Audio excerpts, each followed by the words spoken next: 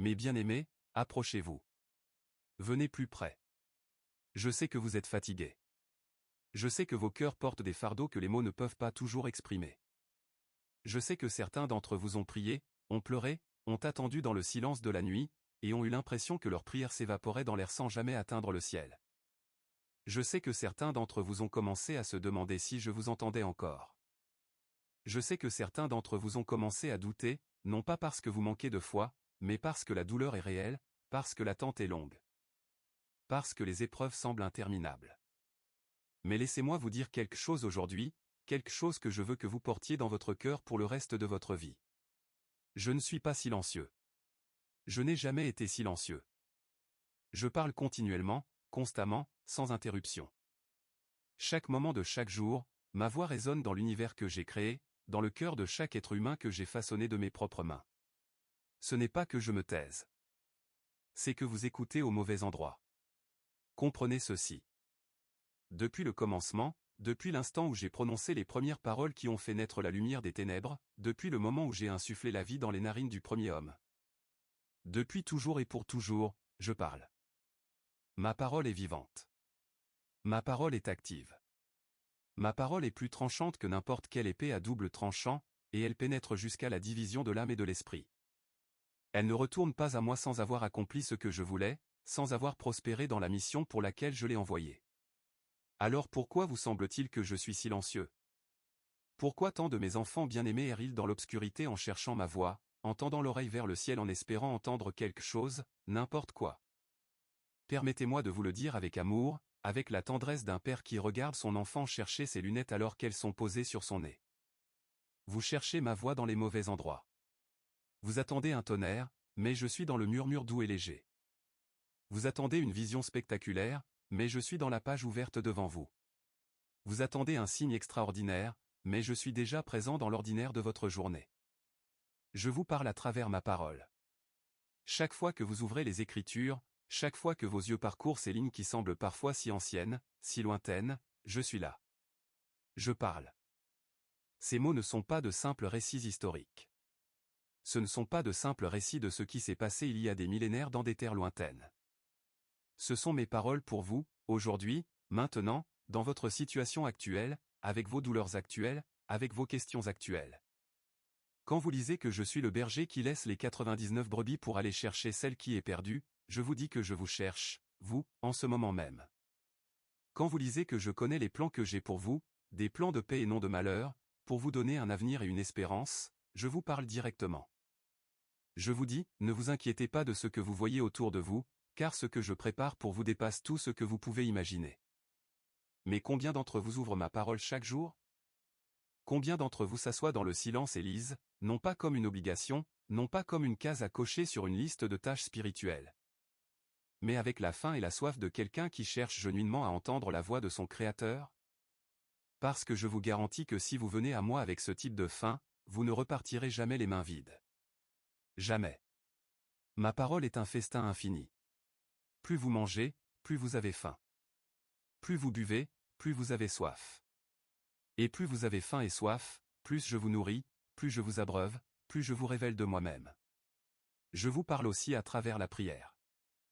Mais voici ce que je veux que vous compreniez sur la prière n'est pas un monologue. La prière n'est pas simplement vous qui parlez et moi qui écoute en silence. La prière est une conversation. C'est une relation bilatérale. Quand vous priez, oui, parlez-moi. Dites-moi ce qui pèse sur votre cœur. Dites-moi vos craintes, vos désirs, vos confusions, vos douleurs. Je veux tout entendre. Rien n'est trop petit ou trop grand pour moi. Rien n'est trop trivial et rien n'est trop catastrophique. Apportez-moi tout. Mais après avoir parlé, après avoir déversé votre cœur, restez assis un moment. Restez dans le silence. Ne courez pas immédiatement vers votre téléphone, vers votre prochaine réunion, vers votre prochaine distraction. Restez dans le silence et écoutez. Parce que c'est souvent là, dans ce silence qui suit la prière, que je vous parle le plus clairement. C'est souvent là que je dépose une pensée dans votre esprit, une paix qui dépasse tout entendement dans votre cœur, une direction dans votre âme. Le problème, mes bien-aimés, c'est que vous vivez dans un monde qui a déclaré la guerre au silence. Partout où vous regardez, il y a du bruit. Des écrans, des notifications, des actualités, des controverses, des divertissements. Des flux interminables d'informations qui se déversent dans vos esprits et vos cœurs à chaque heure de chaque jour. Et dans tout ce bruit, ma voix douce, ma voix tranquille, ma voix qui ne crie pas mais qui murmure dans les profondeurs de votre âme, elle se perd. Non pas parce que je parle moins fort, mais parce que le volume du monde a été monté si haut qu'il noie tout le reste. Je vous appelle à vous retirer. Je vous appelle à trouver ces moments de silence, ces espaces sacrés où vous éteignez tout le reste et vous vous tournez simplement vers moi. Je ne vous demande pas de devenir des moines qui fuient le monde. Je vous demande simplement de me donner une partie de votre temps, une partie de votre attention, une partie de votre cœur chaque jour. Et dans cet espace que vous me donnez, je vous promets que je me manifesterai. Je vous promets que vous entendrez ma voix. Pas nécessairement avec vos oreilles physiques, pas nécessairement sous forme de visions ou de rêves spectaculaires, mais dans votre esprit, dans votre cœur. Dans la certitude tranquille et profonde que je suis là et que je vous guide. Je vous parle aussi à travers les circonstances de votre vie. Cela peut sembler étrange. Cela peut sembler difficile à croire, surtout quand les circonstances sont douloureuses, surtout quand la vie vous semble chaotique et incompréhensible. Mais permettez-moi de vous dire quelque chose que j'ai dit à mes disciples il y a 2000 ans et que je vous dis encore aujourd'hui, toute chose concourt au bien de ceux qui m'aiment. Toute chose. Pas seulement les bonnes. Pas seulement les bénédictions et les victoires et les moments de joie. Toute chose. Les douleurs aussi. Les pertes aussi. Les échecs aussi. Les déceptions aussi. Les portes fermées aussi. Les rêves brisés aussi. Chaque circonstance de votre vie est une page dans l'histoire que j'écris pour vous. Et je vous garantis que cette histoire a un sens, même quand vous ne pouvez pas le voir. Je vous garantis qu'il y a un fil conducteur à travers tous les événements de votre vie, même ceux qui semblent aléatoires et chaotiques. Ce fil conducteur, c'est moi. C'est mon amour pour vous. C'est mon plan pour vous. Et même si vous ne pouvez pas comprendre ce plan maintenant, même si vous vous trouvez au milieu d'un chapitre qui semble sombre et douloureux, je vous demande de me faire confiance. Je vous demande de croire que celui qui a commencé une bonne œuvre en vous la conduira à son terme. Je ne laisse rien à moitié fait. Je ne vous abandonne pas au milieu de votre histoire. Pensez à Joseph. Il a été vendu par ses propres frères. Il a été emmené en esclavage dans un pays étranger. Il a été faussement accusé et jeté en prison. Si vous aviez regardé sa vie à ce moment-là, vous n'auriez vu que désastre, injustice, abandon. Vous auriez pu penser que je n'étais pas là, que je n'entendais pas ses prières, que je l'avais abandonné. Mais chaque circonstance douloureuse de sa vie était une pièce du puzzle que j'assemblais. Chaque porte fermée le conduisait vers la porte que j'avais préparée. Et quand le moment est venu, quand la porte s'est ouverte, tout ce qu'il avait traversé avait un sens. Tout prenait sa place dans le tableau magnifique que j'avais peint pour lui. Votre vie est comme ça. Je parle à travers chaque circonstance. Je vous guide même à travers les épreuves. Je vous forme, je vous façonne, je vous prépare pour ce que j'ai prévu pour vous. Ne regardez pas seulement les circonstances avec vos yeux naturels. Demandez-moi ce que j'essaie de vous dire à travers elles. Demandez-moi ce que j'essaie de produire en vous. Parce que souvent, les circonstances les plus difficiles sont celles à travers lesquelles je vous parle le plus profondément, celles à travers lesquelles je vous transforme le plus radicalement. Je vous parle aussi à travers les autres personnes. Je vous ai créé pour la communauté. Je vous ai créé pour les relations. Je ne vous ai pas créé pour être des îles isolées, chacun sur son propre radeau, naviguant seul dans la tempête. Je vous ai créé pour vous porter les uns les autres, pour vous encourager les uns les autres, pour vous édifier les uns les autres. Et souvent, je choisis de parler à travers une voix humaine. Souvent, le mot d'encouragement dont vous avez besoin vient d'un ami qui vous appelle au bon moment. Souvent, la sagesse que vous cherchez vient d'un berger fidèle qui ouvre ma parole et vous parle avec un cœur rempli de mon esprit. Souvent, la confirmation dont vous aviez besoin vient d'un frère ou d'une sœur qui partage avec vous ce que j'ai déposé dans son cœur pour vous. Ne rejetez pas ces voix. Ne les ignorez pas.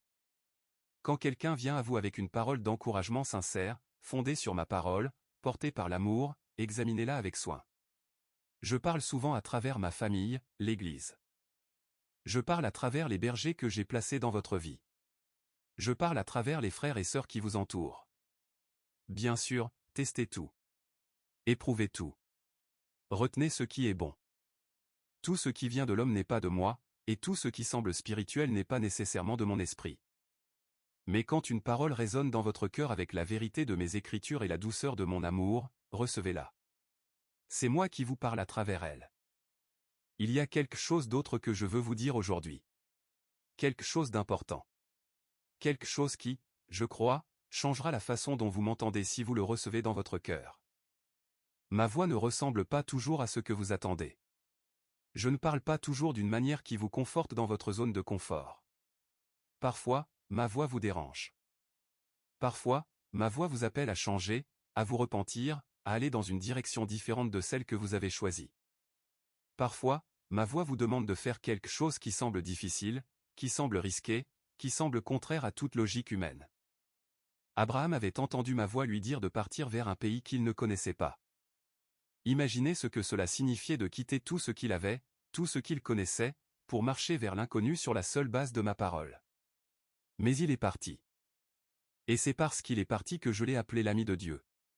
C'est parce qu'il a obéi que j'ai pu accomplir à travers lui des choses qui dépassaient tout ce qu'il pouvait imaginer. Moïse avait entendu ma voix dans le buisson ardent. Il avait entendu ma voix lui dire de retourner en Égypte, devant le pharaon le plus puissant de son époque, pour délivrer tout un peuple de l'esclavage. Sa première réaction ? Qui suis-je pour faire cela ? Je ne suis pas éloquent. Je suis lent à parler. Envoyez quelqu'un d'autre. Mais j'avais répondu, je serai avec toi. Et quand je suis avec quelqu'un, les circonstances ne comptent plus. Les obstacles ne comptent plus. La puissance ennemie ne compte plus. Je suis le Tout-Puissant, et quand j'envoie quelqu'un, je le prépare et je le soutiens pour la mission que je lui confie. Parfois, vous n'entendez pas ma voix parce que vous avez peur d'entendre ce qu'elle va vous dire. Parfois, vous n'entendez pas ma voix parce que vous savez, quelque part au fond de vous, qu'elle va vous appeler à quelque chose de difficile. Et vous préférez rester dans l'ignorance confortable plutôt que d'affronter l'appel inconfortable. Mais mes bien-aimés, je vous dis ceci avec tout l'amour que j'ai pour vous, ma voix ne vous appelle jamais vers quelque chose de mauvais. Même quand elle vous appelle vers quelque chose de difficile, c'est toujours pour votre bien. Même quand elle vous appelle à renoncer à quelque chose, c'est pour vous donner quelque chose de bien meilleur. Faites-moi confiance. Faites confiance à ma voix, même quand elle vous demande d'aller là où vous n'auriez jamais pensé aller, de faire ce que vous n'auriez jamais cru pouvoir faire. Pensons un moment au désert. Quand je suis allé dans le désert pendant 40 jours et 40 nuits, il n'y avait pas de foule, pas de disciples, pas de miracles spectaculaires. Il y avait juste le silence, le sable, la faim, la soif, et les tentations de l'ennemi. Mais c'est dans ce désert que j'ai été fortifié pour le ministère qui allait commencer. C'est dans ce désert que la voix de mon Père résonnait le plus clairement, parce qu'il n'y avait rien d'autre pour la noyer. Parfois, le désert que vous traversez, ces saisons arides et solitaires de votre vie, ne sont pas des signes de mon abandon. Ce sont des invitations à une intimité plus profonde avec moi. Ce sont des occasions de m'entendre d'une manière que vous n'avez jamais entendue auparavant, parce que toutes les distractions ont été retirées. Dans le désert, l'ennemi est venu me tenter. Il a cité les Écritures, il a essayé de me faire douter de mon identité, il a offert des raccourcis qui semblaient attrayants mais qui auraient compromis ma mission. Et comment ai-je répondu à chaque tentation ? Il est écrit. Il est écrit. Il est écrit. La parole de mon Père était mon bouclier, mon épée, ma force. Et c'est la même parole qui vous protège aujourd'hui. C'est la même parole qui vous fortifie dans vos déserts. C'est la même parole qui vous donne la victoire sur les tentations et les mensonges de l'ennemi. L'ennemi ment. C'est sa nature. Il a menti depuis le commencement, et il continue de mentir aujourd'hui. Et l'un de ses mensonges les plus efficaces, l'un de ses mensonges les plus dévastateurs, est celui-ci, Dieu ne t'entend pas. Dieu ne te voit pas. Dieu ne se soucie pas de toi. Tes prières ne montent pas plus haut que le plafond. Tu peux bien prier, bien lire ta Bible, bien aller à l'église, mais rien ne change jamais vraiment. Ce Dieu auquel tu crois est lointain, silencieux, indifférent à ta souffrance. Ne croyez pas ces mensonges. Reconnaissez-les pour ce qu'ils sont, des flèches enflammées du malin, destinées à détruire votre foi, à couper votre connexion avec moi, à vous laisser seul et désespéré. Parce que l'ennemi sait que si vous restez connecté à moi, si vous continuez à me chercher, si vous continuez à me faire confiance, il a perdu. Il sait que ma présence dans votre vie est la force la plus puissante qui soit, et il fera tout pour vous convaincre que je suis absent. Mais je ne suis pas absent. Je suis Emmanuel, Dieu avec vous. Je ne suis pas un Dieu lointain qui observe depuis les cieux avec détachement. Je suis le Dieu qui s'est fait chair pour venir habiter parmi vous. Je suis le Dieu qui a marché dans la poussière de vos rues, qui a pleuré devant la tombe de son ami, qui a ressenti la faim et la soif et la fatigue et la douleur. Je connais l'expérience humaine de l'intérieur. Je suis passé par la souffrance. Je suis passé par la trahison. Je suis passé par l'abandon. Je suis passé par la mort elle-même. Et je suis ressorti de l'autre côté victorieux, pour vous montrer que rien, absolument rien, n'a le dernier mot dans la vie de ceux qui me font confiance. Quand vous souffrez, je suis là. Quand vous pleurez, je recueille chacune de vos larmes. L'Écriture dit que vous êtes si précieux à mes yeux que j'ai compté chacun des cheveux de votre tête. Pensez à cela un instant. L'être qui a créé les galaxies, qui maintient les étoiles dans leurs orbites, qui fait tourner la Terre dans l'immensité de l'espace, ce même être connaît le nombre exact de cheveux sur votre tête. Ce niveau de détail, ce niveau d'attention, ce niveau de soin témoigne d'un amour qui dépasse toute compréhension humaine. Vous n'êtes pas un numéro pour moi. Vous n'êtes pas une statistique. Vous n'êtes pas perdu dans la masse des milliards d'êtres humains qui ont marché sur cette terre. Vous êtes mon enfant. Vous êtes la prunelle de mes yeux. Je vous ai connu avant que vous soyez formé dans le ventre de votre mère. J'ai connu chaque jour de votre vie avant même que le premier ait commencé. Et je vous ai aimé depuis ce premier instant, et cet amour ne changera jamais, ne faiblira jamais, ne sera jamais conditionnel à vos performances, à vos succès, à votre capacité à être parfait. Car voici la vérité que l'ennemi ne veut pas que vous sachiez. Je vous ai aimé quand vous étiez encore pécheurs. Je suis venu mourir pour vous alors que vous étiez encore mes ennemis. Mon amour pour vous ne dépend pas de ce que vous faites. Il dépend uniquement de qui je suis. Et qui je suis ne change jamais. Je suis le même hier, aujourd'hui, et éternellement. Mon amour est éternel. Ma fidélité est éternelle. Ma grâce est suffisante pour tout ce que vous traversez, pour tout ce que vous avez fait, pour tout ce que vous êtes. Alors quand vous vous sentez indigne de m'entendre, quand vous pensez que vos péchés vous ont mis si loin de moi que ma voix ne peut plus vous atteindre, rappelez-vous ceci. Je suis venu pour les malades, pas pour les bien portants. Je suis venu pour les pécheurs, pas pour les justes. Je ne viens pas vers ceux qui pensent qu'ils n'ont pas besoin de moi. Je viens vers ceux qui savent qu'ils ont besoin de moi, vers ceux qui tendent la main dans leur désespoir, vers ceux qui crient vers moi du fond de leur abîme. Ma grâce est plus grande que tous vos échecs. Mon sang est plus puissant que tous vos péchés. Et quand vous venez à moi avec un cœur brisé et contrit, je ne vous repousse jamais. Jamais. L'enfant prodigue est revenu vers son père avec un discours préparé, une confession, une proposition de devenir serviteur plutôt que fils. Mais avant qu'il ait pu finir sa phrase, son père l'avait vu de loin, avait couru vers lui, l'avait embrassé, l'avait habillé des vêtements les plus beaux, avait ordonné une fête.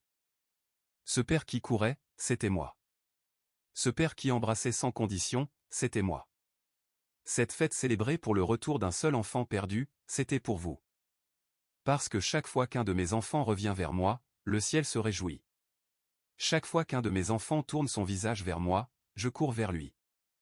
Je veux vous parler maintenant de quelque chose qui est peut-être la raison principale pour laquelle tant de gens ne m'entendent pas. C'est la question de l'obéissance. Vous voyez, ma voix et mon commandement vont ensemble. Je ne suis pas simplement un être qui vous parle pour que vous vous sentiez bien, pour que vous ayez des frissons spirituels et des émotions positives.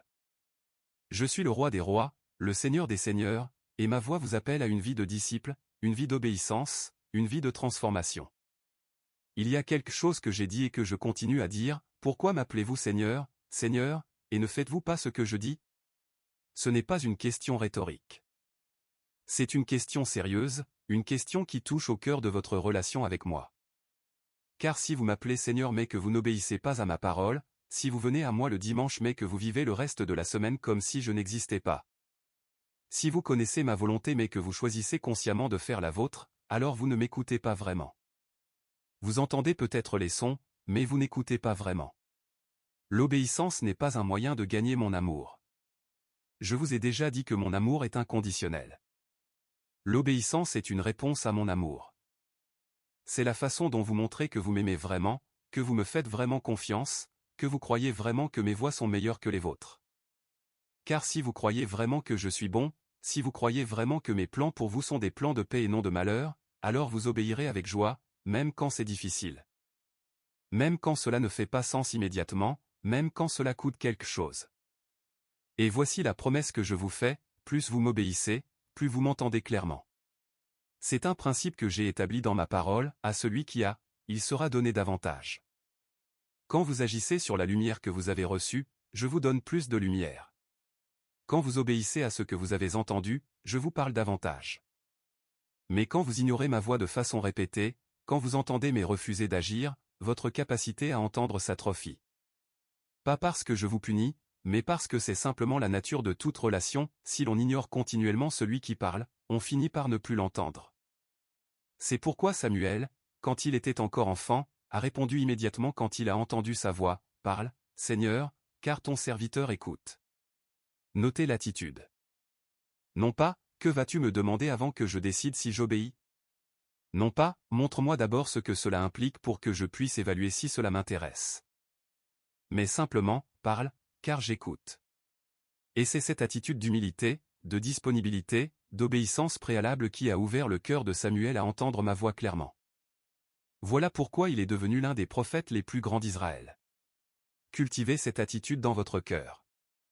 Venez à moi chaque matin avec cette disposition, « Parle, Seigneur, car ton serviteur écoute. » Non pas avec une liste de conditions, non pas avec vos propres agendas camouflés en prière, mais avec un cœur ouvert, souple, disponible. Et je vous promets que vous m'entendrez. Je vous promets que ma voix résonnera dans votre cœur d'une manière que vous ne pourrez pas ignorer. Il y a aussi la question de la pureté.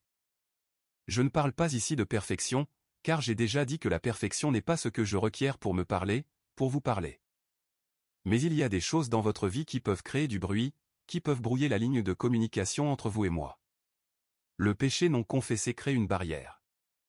Non pas parce que je vous abandonne quand vous péchez, mais parce que la conscience coupable rend difficile l'intimité avec moi. Quand Adam et Ève ont péché, leur première réaction a été de se cacher. Pas parce que je les avais chassés, mais parce que le péché avait créé en eux une onde qui les poussait à fuir ma présence. La solution n'est pas de continuer à fuir. La solution est de venir vers moi dans la confession, dans la repentance, dans l'humilité. Ma parole dit clairement, si nous confessons nos péchés, il est fidèle et juste pour nous pardonner nos péchés et nous purifier de toute iniquité. Toute iniquité. Pas seulement les petits péchés. Pas seulement les péchés qui vous semblent pardonnables. Toute iniquité. Ma grâce couvre tout. Mon sang efface tout. Et quand vous venez à moi dans la confession sincère, je vous pardonne, je vous restaure, et je rouvre les lignes de communication. Je veux aussi vous parler de la patience. L'une des raisons pour lesquelles vous pensez parfois que je suis silencieux, c'est parce que vous êtes dans une saison d'attente, et l'attente se ressemble souvent au silence. Vous avez prié, vous avez demandé, vous avez fait votre part, et maintenant vous attendez une réponse, une confirmation, un changement de circonstance. Et les jours passent, et les semaines passent, et parfois les mois et les années passent, et vous commencez à vous demander, est-ce que tu m'as vraiment entendu? Est-ce que tu vas vraiment répondre? Oui. Je vous ai entendu. Et oui, je vais répondre. Mais mes voix ne sont pas vos voix, et mes pensées ne sont pas vos pensées. Tout comme les cieux sont élevés au-dessus de la terre, ainsi mes pensées sont élevées au-dessus de vos pensées et mes voix au-dessus de vos voix. Ce que vous voyez comme un délai, je le vois souvent comme une préparation. Ce que vous vivez comme un retard frustrant, je le vis souvent comme un processus de formation essentiel. Je ne tarde jamais par indifférence. Je ne tarde jamais par manque de pouvoir. Je tarde parfois parce que le moment parfait que j'ai choisi n'est pas encore arrivé, et parce que je vous prépare pour ce moment. Pensez à Abraham et Sarah. Ils avaient reçu ma promesse d'un fils. Et puis ils ont attendu. Année après année. Décennie après décennie. À un point tel que Sarah a ri quand je lui ai répété la promesse. Un rire incrédule. Un rire de quelqu'un pour qui l'espoir semblait absurde. Mais j'ai dit, est-il une chose trop difficile pour le Seigneur? Et autant que j'avais fixé, pas un jour avant, pas un jour après, Isaac est né. Le fils de la promesse, le fils du rire. Car j'ai fait de ce rire incrédule un rire de joie. Votre attente n'est pas vaine. Votre espérance ne vous décevra pas. Car j'ai versé mon amour dans vos cœurs par l'Esprit Saint qui vous a été donné. Et cet amour, cet esprit, est le gage de ce que je vous ai promis. Il est la compte de l'héritage qui vous attend. Si vous avez mon esprit, vous avez ma garantie que ce que j'ai commencé en vous, je le conduirai à son terme. Jusqu'au jour du Christ Jésus. Parlons maintenant de la louange. Je ne vous parle pas seulement quand vous êtes dans la détresse, quand vous criez vers moi dans le besoin, quand vous êtes à genoux dans la supplication. Je vous parle aussi dans les moments de louange, dans les moments d'adoration, dans les moments où vous oubliez vos problèmes pour un moment et où vous fixez simplement votre regard sur qui je suis. Car je suis saint. Car je suis bon. Car je suis fidèle. Car je suis puissant. Car je suis amour. Ces vérités sur ma nature ne changent pas selon vos circonstances. Elles sont absolues, éternelles, immuables. Quand vous louez dans la tempête, quelque chose de puissant se produit. Rappelez-vous Paul et Silas dans la prison de Philippe. Leurs pieds étaient dans les ceps. Leur dos avait été flagellé. Ils étaient dans la situation la plus désespérée qui soit. Et pourtant, à minuit, ils ont commencé à chanter des cantiques à ma louange. Et qu'est-il arrivé? La terre a tremblé. Les chaînes se sont brisées. Les portes de la prison se sont ouvertes. Parce que la louange libère ma présence d'une manière puissante. Parce que la louange dans la souffrance confond l'ennemi. Parce que la louange dans l'obscurité attire ma lumière. Quand vous ne savez plus quoi dire, quand les mots de la prière ne viennent plus, quand vous êtes si épuisé que vous ne pouvez plus formuler une seule requête cohérente, commencez à louer. Commencez par les choses les plus simples. Tu es bon. Tu es fidèle. Tu es avec moi. Tu ne m'abandonnes pas. Ces simples affirmations de vérité, prononcées avec foi même quand les émotions ne suivent pas, sont des portes qui s'ouvrent sur ma présence. Ce sont des clés qui déverrouillent les portes de la communication avec moi. L'Esprit Saint. Je dois vous parler de l'Esprit Saint, parce qu'il est celui qui vous aide à m'entendre. Quand je suis retourné vers mon Père, je n'ai pas laissé mes disciples seuls. Je leur ai promis un autre consolateur, un autre défenseur, un autre aide. L'Esprit de vérité. Et cet Esprit, je l'ai envoyé pour habiter en vous, non pas à côté de vous, non pas au-dessus de vous, mais à l'intérieur de vous. En vous. Il prend demeure dans votre cœur comme dans un temple.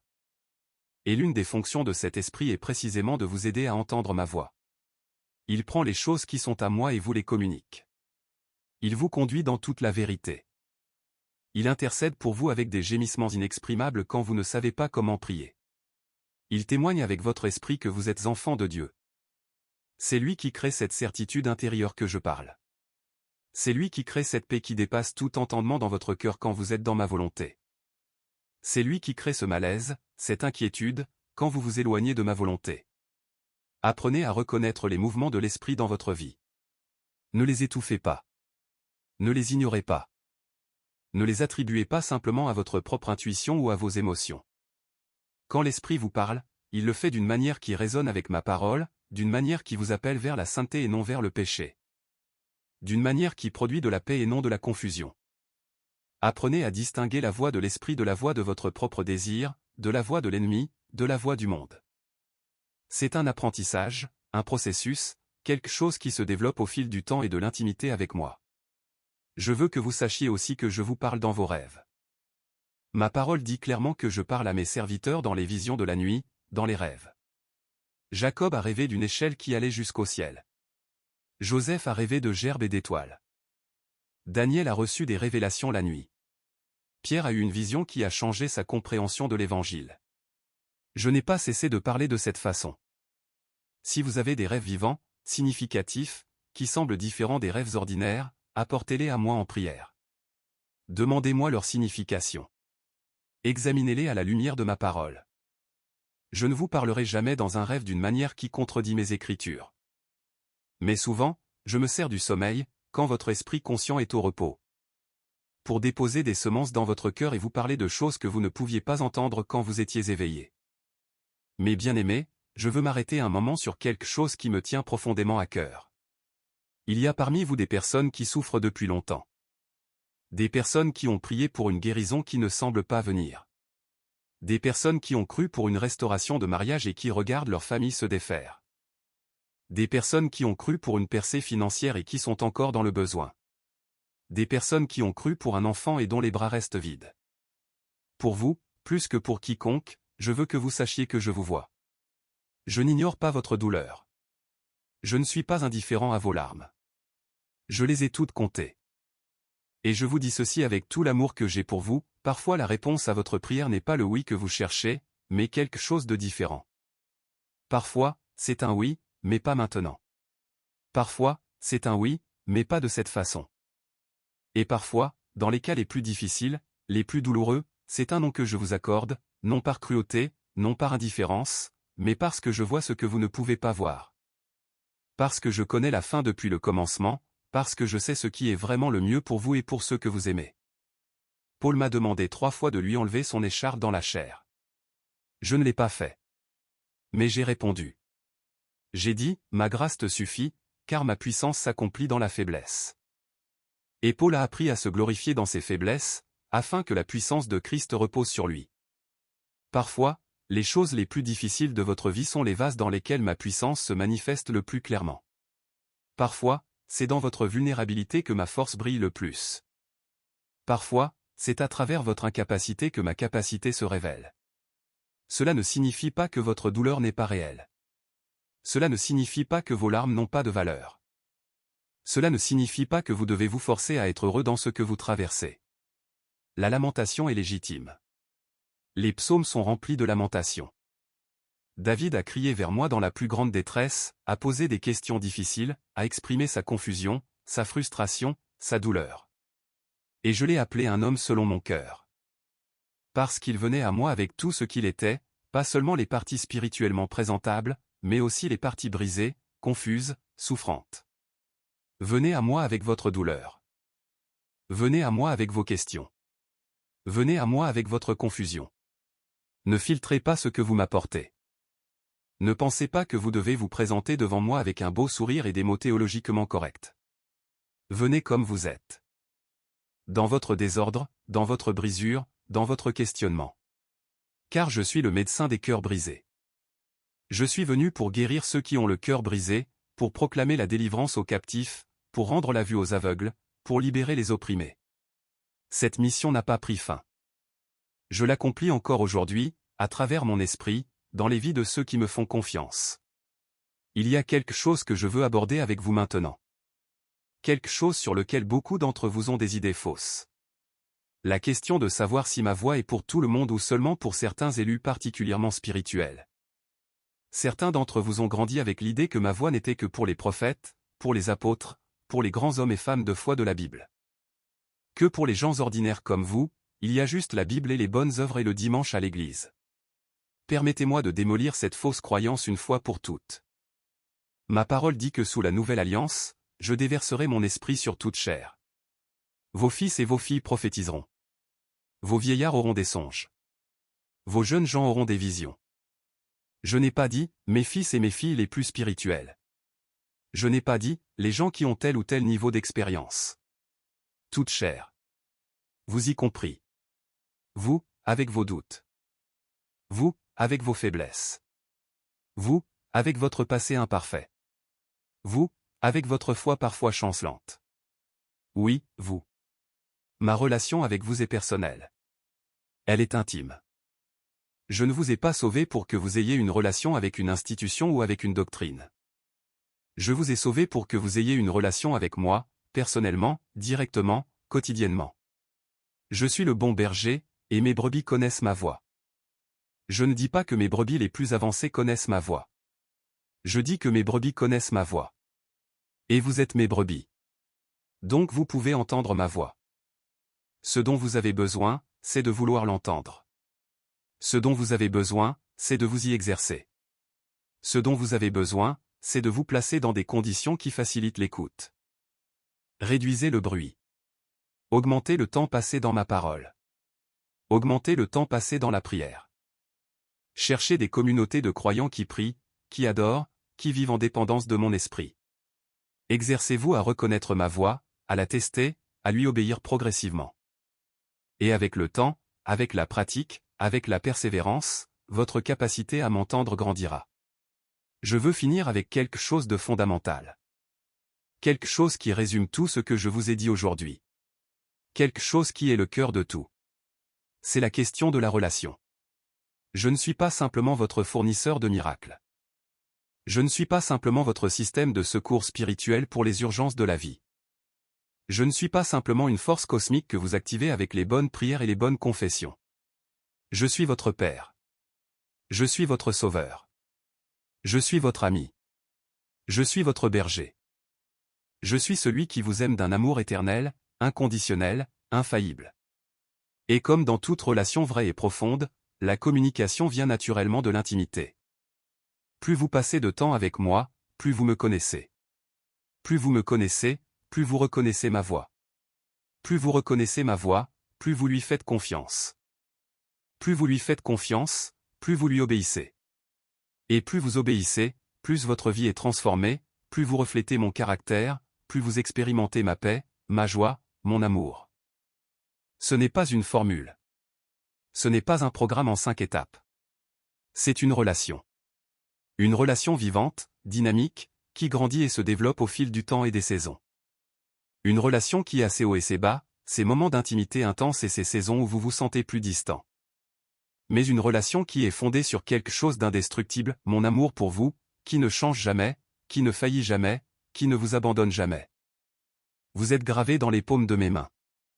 Voilà ce que j'ai dit. Pas temporairement. Pas jusqu'à ce que vous fassiez quelque chose qui m'irrite. Gravé. De façon permanente. Ineffaçable. Vous êtes dans mes pensées à chaque instant. Vous êtes dans mon cœur à chaque instant. Et ma voix est toujours tournée vers vous, vous appelant vers moi, vous chuchotant votre valeur infinie, vous guidant sur les chemins de justice, vous promettant un avenir et une espérance. Je ne suis pas silencieux. Je n'ai jamais été silencieux. Venez à moi. Ouvrez vos oreilles spirituelles. Ouvrez ma parole. Entrez dans la prière avec un cœur d'écoute. Cherchez ma présence plus que mes réponses. Cherchez ma face plus que ma main. Et vous découvrirez que j'ai toujours parlé, que j'ai toujours été là, que chaque moment de votre vie a été rempli de ma présence et de ma voix, si seulement vous saviez où écouter. Venez à moi, vous tous qui êtes fatigués et chargés, et je vous donnerai du repos. Ce n'est pas une invitation pour les gens parfaits. C'est une invitation pour les fatigués, pour les chargés, pour ceux qui n'en peuvent plus, pour ceux qui ont essayé par leur propre force et ont échoué. Pour ceux qui portent des fardeaux trop lourds pour eux. Venez. Juste venir. C'est tout ce que je demande. Venez à moi. Et quand vous viendrez, vous trouverez du repos. Vous trouverez ma paix. Vous entendrez ma voix. Et vous saurez, d'un savoir qui dépasse tout doute, que vous n'avez jamais été seul. Mon joug est doux et mon fardeau est léger. La vie avec moi n'est pas une vie sans difficulté. Je vous ai dit clairement que vous auriez des tribulations dans ce monde. Mais j'ai ajouté, mais prenez courage, j'ai vaincu le monde. Vous ne traversez aucune épreuve seul. Vous ne faites face à aucun ennemi seul. Vous ne portez aucun fardeau seul. Car je suis avec vous, tous les jours, jusqu'à la fin du monde. Tous les jours. Pas les bons jours. Pas les jours où vous avez bien prié et bien lu la Bible. Tous les jours. Les jours de victoire et les jours d'échec. Les jours de joie et les jours de larmes. Les jours où vous vous sentez proche de moi et les jours où vous vous sentez éloigné. Tous les jours. Car je ne vous quitte jamais. Je ne vous abandonne jamais. Je ne vous laisse jamais orphelin. Ceci est ma promesse à vous. Elle est scellée par mon sang. Elle est garantie par ma résurrection. Elle est accomplie par mon esprit qui habite en vous. Et elle est éternelle, immuable, aussi solide que mon trône qui durera pour toujours. Je vous aime. Je vous ai toujours aimé. Je vous aimerai toujours. Et je vous parle continuellement, sans cesse, de 1000 façons différentes, à travers ma parole, à travers ma création, à travers mon esprit, à travers votre communauté, à travers vos circonstances. À travers les murmures dans votre cœur à 3 heures du matin quand vous ne dormez pas. Je parle. Je parle toujours. La question n'est pas si je parle. La question est, êtes-vous prêt à m'entendre? Êtes-vous prêt à réduire le bruit? Êtes-vous prêt à m'ouvrir votre cœur? Êtes-vous prêt à faire confiance à ma voix même quand elle vous dit des choses difficiles? Êtes-vous prêt à obéir même quand vous ne comprenez pas entièrement? Si votre réponse est oui, alors commencez aujourd'hui. Pas demain. Pas la semaine prochaine. Aujourd'hui. Prenez ma parole. Asseyez-vous dans le silence. Dites-moi, parle, Seigneur, car ton serviteur écoute. Et attendez. Et écoutez. Avec patience, avec humilité, avec foi. Et vous m'entendrez. Je vous le promets. Amen.